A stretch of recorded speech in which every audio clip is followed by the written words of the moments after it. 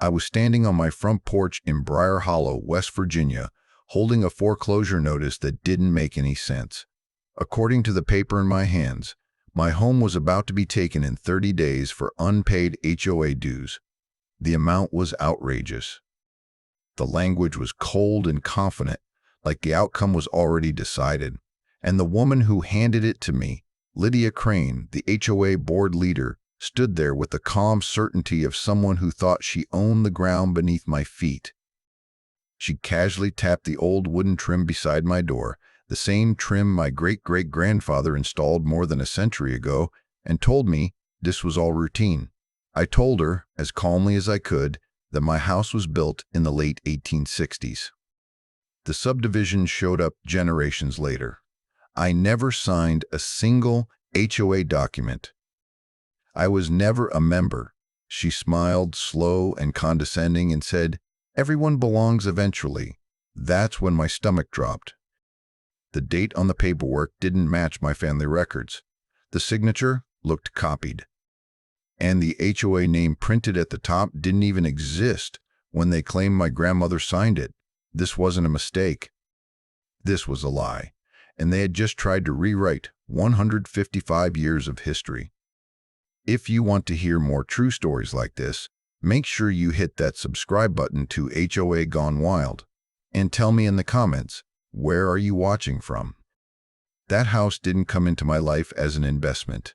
It came to me as a responsibility.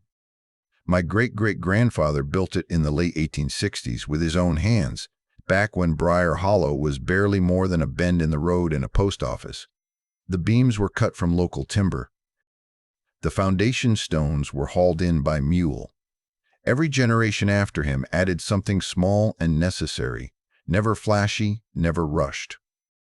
When the house passed to me, it came with boxes of papers, handwritten deeds, tax receipts going back over a century, yellowed photographs, and notes scribbled in margins explaining why something was repaired a certain way.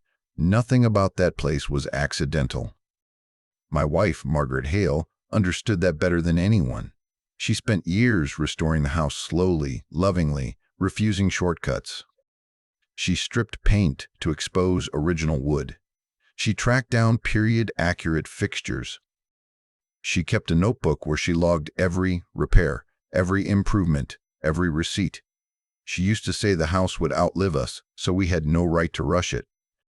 Even after she passed, I could still smell the linseed oil she used on the trim when the sun warmed the porch in the afternoon. That house wasn't just where I lived. It was where our life happened. That's why the idea that some homeowners association could suddenly claim authority over it felt insane. Redwood Glen Association didn't exist until decades after my house was already standing. The subdivision went up on former farmland, neat rows of identical homes with identical rules. At first, it seemed harmless enough. Then, Lydia Crane moved in. She had money, confidence, and a way of talking that made it sound like she was always doing everyone a favor. Within a year, she was running the board. Within 2, the HOA stopped being about lawns and trash cans and started feeling like a pressure system. I watched it happen from the outside. Older residents started getting violation notices for things that had never been problems before. Fines appeared overnight. Late fees stacked faster than anyone could keep up with. People complained quietly at first, then stopped complaining altogether. A few houses sold suddenly, well below market value, always to companies tied back to Lydia in one way or another. Folks told themselves it was coincidence. I didn't live inside the HOA, so I didn't think it was my fight. Until it was. What Lydia never seemed to understand was that my land had never been annexed. It wasn't folded into the subdivision. There was no vote, no signature, no agreement. The property lines had been the same since the 19th century, clearly recorded, clearly taxed, clearly separate. I had never attended an HOA meeting, never paid dues, never benefited from their services. I didn't use their roads, their amenities, or their common areas. By every legal definition that mattered, I was outside their reach. But Lydia didn't argue those points. She dismissed them. According to her, none of that mattered because she had a document. One piece of paper, she claimed, proved my grandmother had agreed to join the association in the early 1980s. She called it ironclad. She said it over and over, like repetition made it true. She waved it around like a weapon, never letting me hold it for more than a few seconds, always standing just close enough to remind me she thought she had the upper hand. That document was the entire foundation of her claim. Without it, she had nothing. And that's what made it so dangerous, because if that paper stood, then history didn't matter. Deeds didn't matter. Boundaries didn't matter. Ownership itself became flexible, something that could be rewritten by whoever was bold enough to try. If an HOA could reach backward in time and declare itself your landlord, then no one really owned anything. They just held it until someone louder showed up. That's the moment I realized the stakes were bigger than a lien. This wasn't about unpaid dues or paperwork errors. It was about erasing the past to make room for profit. It was about deciding that legacy only mattered if it was convenient. And it was about testing whether an old house, owned by an older man, was worth defending when the people coming for it assumed he'd get tired, scared, or confused. They weren't counting on the fact that every beam in that house had a story, and every story had a record to back it up. Once Lydia realized I wasn't going to fold quietly, the tone changed. The letters started arriving faster than I could file them. At first, I thought it was a mistake or a scare tactic, something meant to overwhelm me into paying just to make it stop. But when I actually read the notices, I realized something else was happening. They weren't citing real problems. They were inventing them. I was written up for fence violations even though my property doesn't share a fence with the subdivision. I was fined for parking violations on a gravel drive that has belonged to my family longer than Redwood Glen has existed. One notice claimed my landscaping didn't meet HOA standards, despite the fact that my land had never been subject to those standards and my trees predated their bylaws by decades. Each violation came with a fee. Each fee came with an administrative charge. Each charge came with a deadline that seemed deliberately short. Then came Trent Holloway. That was his official title, compliance officer. In reality, he behaved more like a private investigator who had been given a badge made of paper. He started showing up early in the morning, sometimes just after sunrise, sometimes while the porch light was still on. I'd look out my window and see him standing at the edge of my drive, clipboard in hand, taking photos. He measured grass. He measured gravel. He crouched down like he was documenting a crime scene. When I left the house, he avoided eye contact. When I came back, there would be a fresh notice taped to my door. No explanations. No conversations. Just paper. I called the HOA office to ask how any of this applied to me. The response was always the same. It's under review, or you'll need to submit a formal dispute, or the board has discretion. Discretion, I learned, meant Lydia Crane. And Lydia never called back. What made it worse was the timing. Each notice seemed designed to arrive right after I responded to the last one.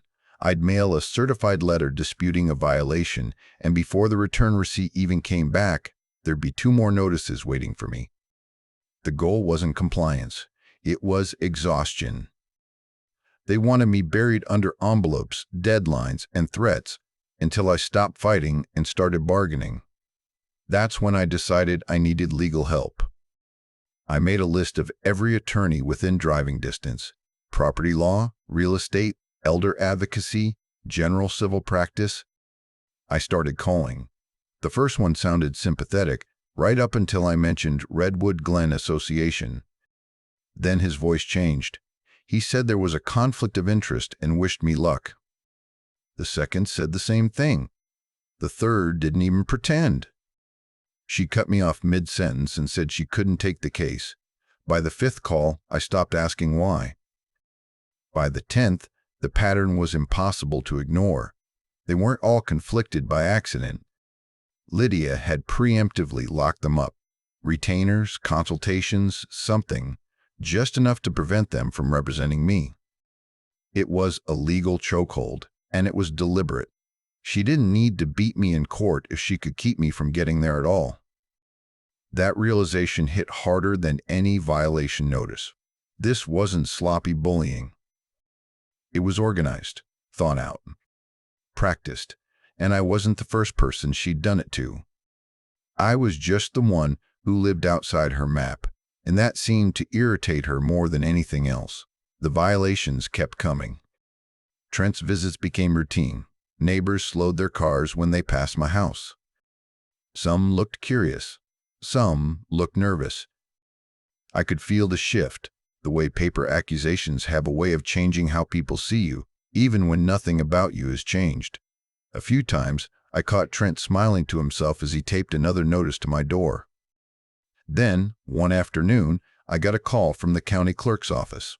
She didn't sound alarmed, just professional. She said she wanted to make sure I was aware that a lien had been recorded against my property that morning. Redwood Glen Association, unpaid dues. Enforcement action. I drove down to the courthouse immediately. I watched as my name sat there in black ink, tied to a claim that shouldn't have existed. It didn't matter that it was false. It didn't matter that it was based on a forged document. On paper, it was real. Anyone could see it. A bank, a buyer, an insurer. Standing there, looking at that record, something shifted inside me. Up until that moment, this had all felt like harassment I could outlast. Annoying, invasive, but temporary. The lien changed that. It took the fight out of my mailbox and put it into the public record. Now, it wasn't just happening to me. Now, it was official. And now, whether Lydia realized it or not, she'd crossed a line that couldn't be uncrossed. The morning after the lien was recorded, I drove straight to the county courthouse. I didn't go in angry. I went in focused. Anger clouds things. Records don't. If there was any place left where the truth still mattered, it was going to be behind those counters and filing cabinets. That's where I met Evelyn Moore. She was a records clerk, mid-60s, glasses on a chain around her neck, the kind of person who had seen every scam come and go because she'd been sitting in the same chair long enough to recognize patterns. When I gave her my last name, she paused and looked up at me, really looked. Then she nodded slowly and said, "Your family's been here a long time." I told her why I was there. I didn't embellish. I didn't rant. I just said an HOA had placed a lien on my house, and I needed to understand how they thought they could do that. She asked for the association's name and pulled up their incorporation file. A few keystrokes later, she slid the screen toward me. Redwood Glen Association was incorporated in mid-March of 1985. The document Lydia had shown me claimed my grandmother signed an HOA agreement in late 1982. Evelyn didn't say anything at first.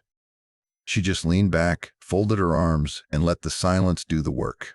Then she shook her head and said, "That's not a mistake."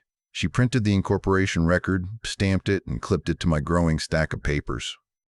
Then she asked if I wanted to see something else. She pulled out historical boundary maps, the kind kept on oversized drawers that smelled faintly of dust and old ink. She laid one map out, then another, then a third, aligning them carefully like puzzle pieces. The lines didn't lie. The HOA's community pavilion sat squarely on land deeded to my family in the 19th century. The parking area they advertised as an amenity was carved out of the edge of my property. Even part of their walking path crossed a strip of land that had never been transferred, sold, or annexed. Evelyn tapped the map with her pen. "They don't just lack authority over your house," she said. "They're trespassing." That was the first real crack. Not a theory, not an argument. A documented, measurable fact. I left the courthouse with certified copies under my arm and something I hadn't felt in weeks: clarity. Lydia's power wasn't absolute. It was loud, aggressive, and well-funded, but it was built on assumptions. Assumptions that no one would look too closely, that no one would challenge the paper trail. that an old house owned by an older man would be an easy win. That evening, I attended the next HOA meeting. I didn't go to plead. I didn't go to argue tone or fairness. I went to put facts into the open air. The meeting was held at the community center, rows of folding chairs facing a long table where Lydia and the board sat like judges. Trent Holloway stood off to the side, arms crossed, watching me the way he always did. When it was my turn to speak, I didn't raise my voice. I introduced myself. I stated that my property predated the association. I held up the incorporation record and read the date out loud. Then I explained calmly that the document Lydia relied on was dated before the HOA legally existed. Murmurs started immediately. Lydia tried to interrupt, saying the board would address it in executive session, but the room had already shifted. People were leaning forward now. Phones were coming out. I laid the boundary maps on the table and pointed, slowly, deliberately, showing where the pavilion and parking area crossed onto my land. That's when Helen Price spoke up. She was seated 3 rows back, a quiet woman I'd seen around the neighborhood for years. She didn't yell. She didn't accuse. She just asked a single question, loud enough for everyone to hear. "How can you charge him," she said, "if his house existed before your bylaws?" Lydia froze. She opened her mouth, then closed it. She tried to pivot, talking about community standards and shared responsibility, but it didn't land. The question hung there, unanswered, because there was no answer that didn't unravel everything else. For the first time since this started, Lydia didn't look in control. She looked irritated, cornered, like someone realizing the room had stopped believing her. The board members avoided eye contact. Trent shifted his weight, suddenly less confident without his clipboard and camera. I gathered my papers and sat down. I didn't need to say anything else. That night, people stopped me in the parking lot. Some thanked me quietly. Others asked questions they'd clearly been afraid to ask before. I drove home knowing the fight wasn't over, but also knowing something crucial had changed. The story Lydia had been telling no longer held together. And once a story breaks, no amount of authority can glue it back the same way again. After that meeting, I stopped waiting for the next letter to arrive. Reacting had kept me on defense, always one step behind. Planning meant taking the board they were playing on and flipping it over. I didn't need to be louder than Lydia. I needed to be smarter. The first person I reached out to was Caleb Turner. I'd seen his name pop up once during the meeting when someone mentioned fines for a driveway violation. He was in his early 70s, lived alone, and had been hit with escalating fees over things that changed week to week. One month it was his mailbox. The next, it was the angle of his shed roof. When I showed him my lien paperwork, he didn't look surprised. He looked tired.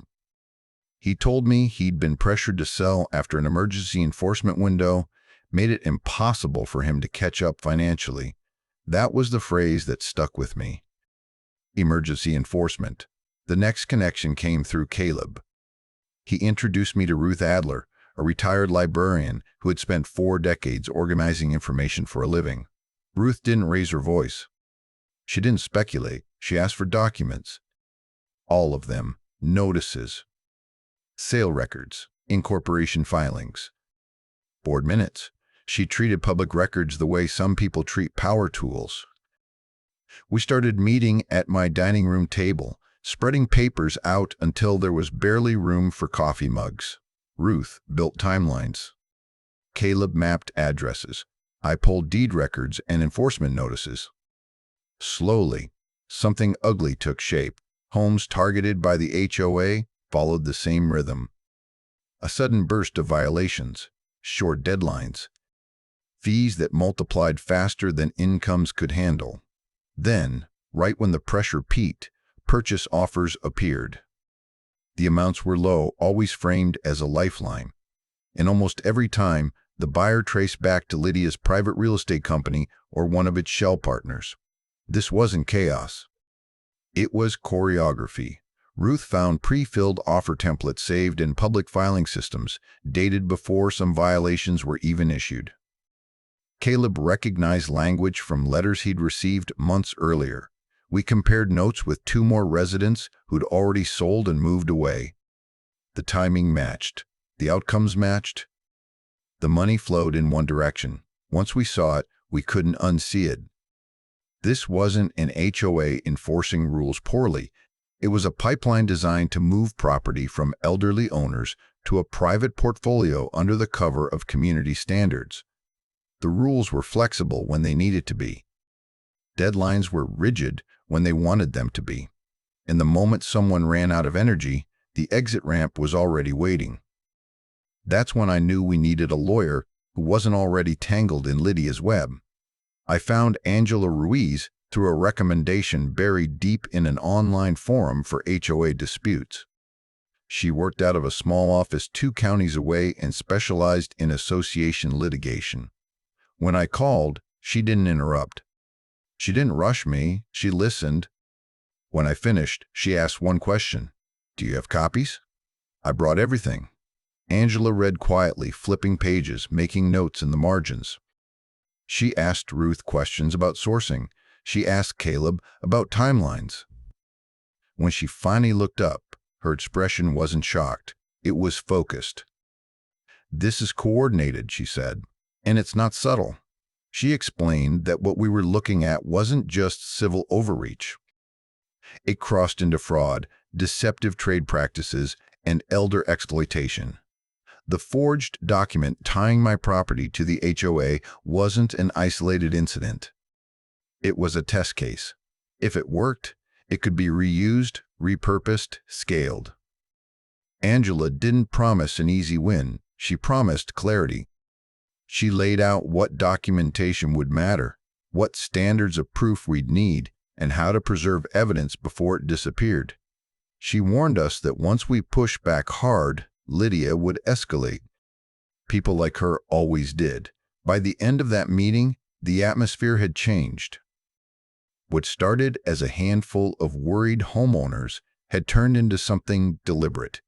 We assigned roles without saying it out loud. Ruth handled records. Caleb tracked victims and timelines.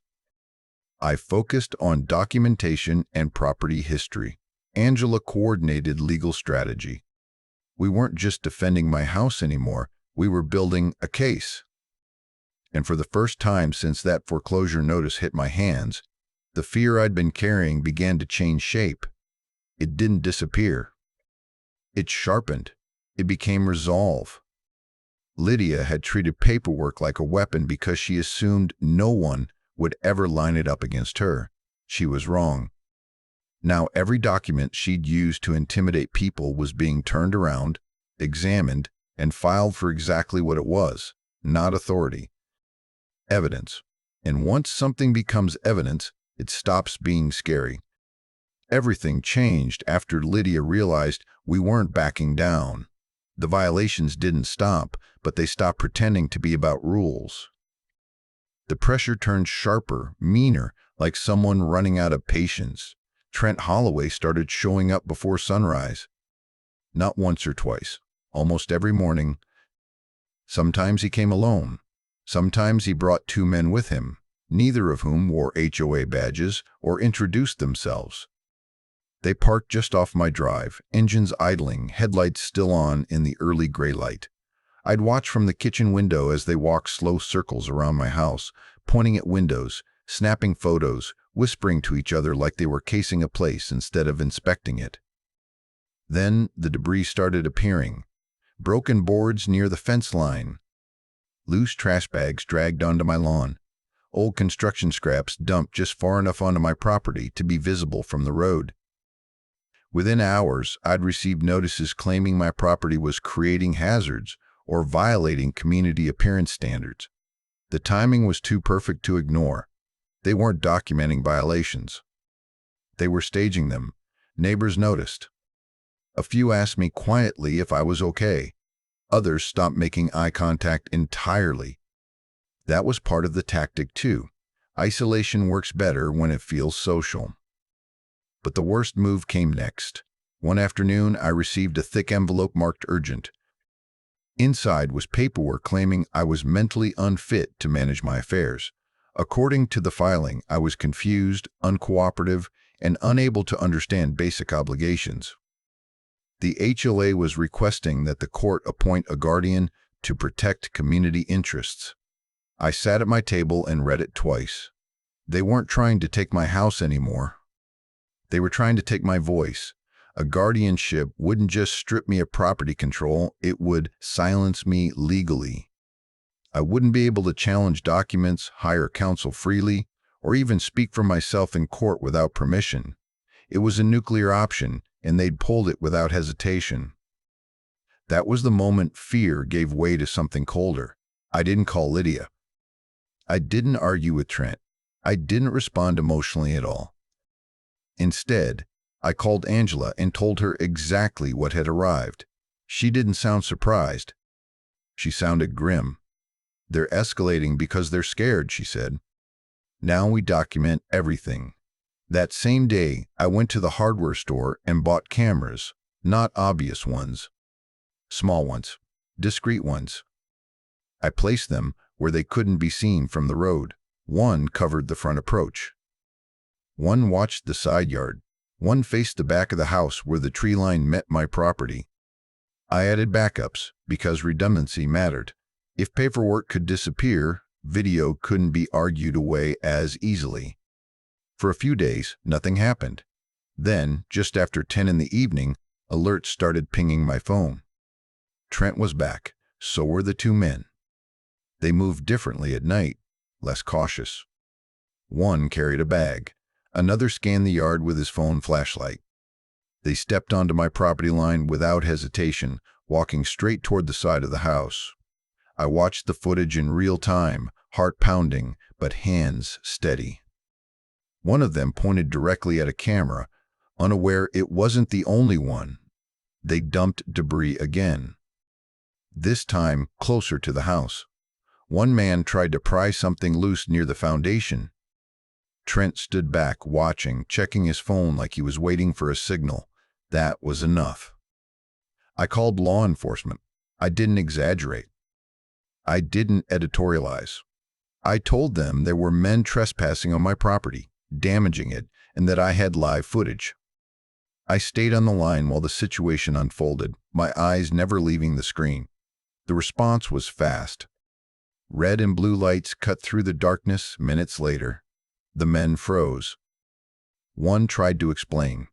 Trent started talking immediately, words tumbling out in a way that sounded rehearsed and panicked all at once. Officers separated them, asked questions, checked IDs. Then the footage came out. I handed over the recordings. Clear images. Clear timestamps. Clear actions. The debris being dumped. The attempt to tamper with the structure. The presence of Trent directing it all. The tone shifted instantly. What had been framed as HOA enforcement evaporated the second evidence entered the picture. This wasn't compliance. It was trespassing and vandalism. One of the men was placed in handcuffs first. Trent followed soon after, protesting loudly that he was just doing his job. That line didn't land. As the patrol cars pulled away, the yard fell quiet again. But it wasn't the same silence as before. This one felt heavier, final. The kind that settles after something irreversible has happened. Standing there, I realized Lydia had crossed a line she couldn't uncross. Paper abuse lived in gray areas. Intimidation lived in shadows. But this was criminal, documented, recorded, witnessed. They had taken a fight that started in filing cabinets and dragged it into the open. And once that happens, there's no pretending it was ever just about rules again. By the time the final HOA meeting rolled around, word had already spread. People knew something was coming, even if they didn't know what. The parking lot was full 30 minutes early. Folding chairs had been added along the walls. Neighbors who had never attended a single meeting before were suddenly front and center, whispering to each other, phones already in their hands.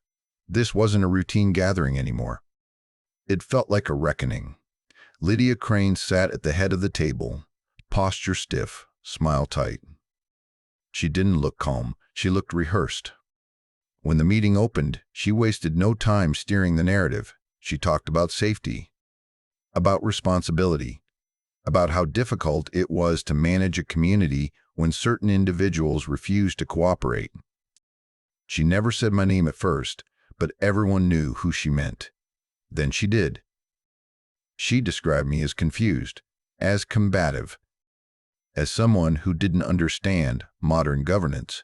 She referenced the guardianship paperwork like it was proof of concern, not the threat it actually was.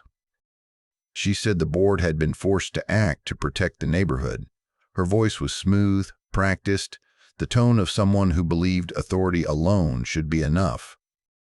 I didn't interrupt. I didn't react. I let her finish. When she finally paused and asked if there were any responses, Angela Ruiz stood up. She didn't raise her voice. She didn't accuse. She simply introduced herself and asked permission to address the board. Lydia hesitated for half a second too long before agreeing. That hesitation didn't go unnoticed. Angela walked to the front, placed a thick folder on the table, and opened it carefully. She explained that before any discussion of behavior or compliance could continue, there was a foundational issue that had been ignored from the start. She held up a document protected in a clear sleeve, its edges worn with age. It was an insurance rider dated 1954. Angela explained, slowly and clearly, that the rider was attached to my deed and recorded with the county decades ago. It wasn't obscure. It wasn't hidden. It stated, in unambiguous language, that the property was permanently exempt from all future private covenants, associations, liens, and assessments. No exceptions. No expiration. Protections that ran with the land itself. No HOA authority, ever. The room went silent. Angela went on to explain that this rider predated Redwood Glen by more than 30 years. That no subsequent document could override it without my consent. That any attempt to place liens, assess dues, or enforce bylaws against the property was not just invalid, but knowingly fraudulent once the exemption was ignored. Lydia tried to interrupt. Angela didn't stop. She outlined how the forged document Lydia relied on contradicted recorded history, how the guardianship filing followed a pattern of intimidation, how enforcement actions coincided with private purchase offers tied to Lydia's real estate interests. She wasn't emotional.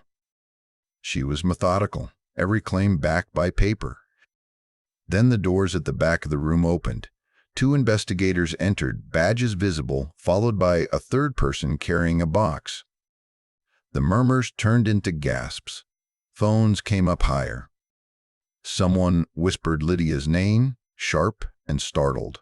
One of the investigators addressed the room and announced that, effective immediately, Redwood Glen Association accounts were frozen pending investigation. Records were being seized. Board members were instructed not to destroy or alter any documents. Cooperation was advised. Lydia stood up so fast her chair tipped backward. She demanded to know what authority they had. She accused them of overreach. She said this was harassment. Her voice cracked on the last word. The authority she'd worn so comfortably minutes earlier slipped, replaced by something raw and desperate. The investigator responded calmly. He listed charges under review: fraud, forgery, deceptive practices, elder exploitation. Each word landed heavier than the last. Lydia didn't sit back down. She argued. She pointed at me. She claimed this was a misunderstanding blown out of proportion by a confused homeowner and an aggressive lawyer. But no one was listening anymore. The room had shifted completely. The board members avoided her eyes. Trent wasn't there at all. When they told her she needed to step outside, she refused. When they repeated it firmer, she raised her voice. That was when they took her arm. There was no quiet exit. No dignity preserved. Chairs scraped. People stood. Someone said her name out loud, not in support but in disbelief. As she was escorted out, her face twisted between anger and panic, and for the first time she looked small. I stayed seated. I didn't smile. I didn't speak. I just watched as the story she'd built collapsed under the weight of its own lies. History didn't need to shout. It only needed to be read aloud. When the doors closed behind her, the room stayed silent for a long moment. Then someone started clapping. Then another. Not for me, not for victory. For relief. Because the truth had finally caught up. And it didn't ask permission. The investigation moved faster than I expected once it was out in the open. What had felt untouchable for so long unraveled quickly when real scrutiny replaced fear.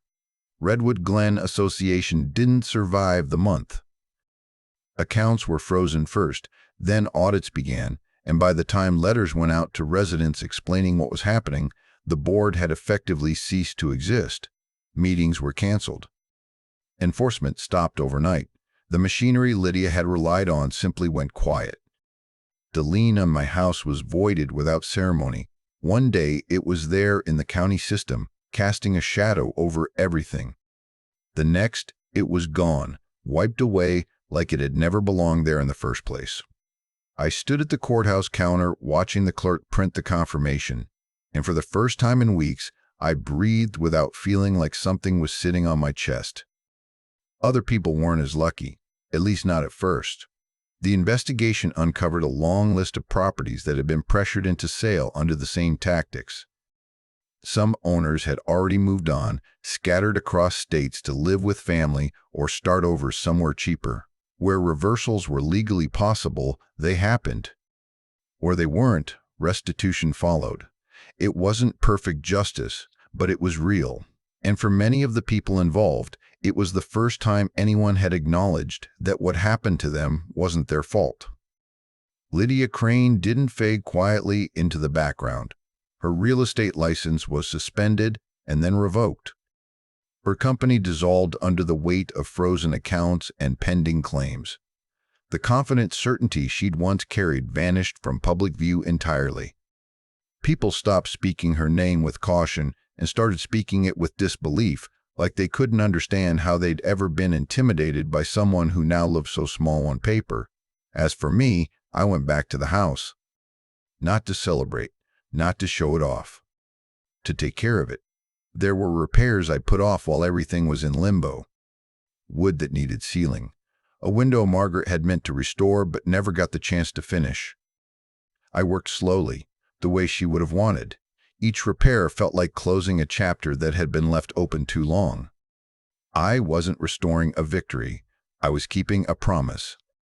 Neighbors started coming by again, not with hushed voices, but with smiles. Some apologized for not speaking up sooner. Others just waved from the road like they used to. The change was subtle but unmistakable. The air felt lighter. People lingered longer at mailboxes. Conversations happened in driveways again. Fear has a way of shrinking a place. Relief lets it breathe. One afternoon, Helen Price stopped by with a loaf of bread she'd baked herself. She didn't stay long. She just wanted to say she was glad I'd stayed. Glad I hadn't sold. Glad someone had finally said no out loud. A few days later, Caleb called to tell me his situation was being reviewed for restitution. Ruth sent me a note listing the records she was archiving, making sure nothing disappeared again. Life didn't snap back to normal all at once. It eased there, piece by piece. I still notice the house the way I always have, the way the light hits the porch in late afternoon. The sound of wind moving through the trees out back. But now, when I notice those things, they don't carry the weight they did before. They feel like continuity instead of defense. What surprised me most wasn't the relief. It was the quiet confidence that replaced it, not arrogance. Just steadiness. The knowledge that authority only works when people agree to stop asking questions. That history isn't fragile if it's documented. And that standing your ground doesn't always mean raising your voice. Sometimes it just means refusing to move. The house is still here. The records are still intact, and the story Lydia tried to erase ended up being the thing that exposed her. Neighbors wave when they pass now, and when I wave back, it feels like home again. Looking back on all of it now, what stays with me isn't the fear or the anger. It's the lesson. Paper only has power when people stop questioning it. A letterhead doesn't make something true. A title doesn't make someone right. Authority, real authority, comes from facts that can be traced and history that can be proven. That house is still standing today not because I raised my voice the loudest or pushed back the hardest, but because I slowed down and paid attention. Every deed mattered. Every date mattered. Every document told a story, and once those stories were laid out side by side, the truth became impossible to ignore. Lydia counted on silence. She counted on people being embarrassed, tired, or afraid. That's how bullies operate. They don't need everyone to believe them. They just need enough people to stay quiet. What happened to me wasn't unique. It just happened to land on a house with 155 years of records behind it. If this can happen to a property that predates the HOA by generations, it can happen to anyone who assumes authority is always legitimate and paperwork is always honest. The difference is whether someone stops to ask the next question. I still sit on my porch in the evenings. The same porch that was nearly taken from me. The difference now is that it feels like a place of peace again, not a line of defense. And every time I look at that old wood trim, I'm reminded that standing your ground doesn't always look dramatic. Sometimes it just looks like refusing to let someone rewrite your history. If you want to hear more true stories like this, make sure you hit that subscribe button to HOA Gone Wild. And tell me in the comments, where are you watching from?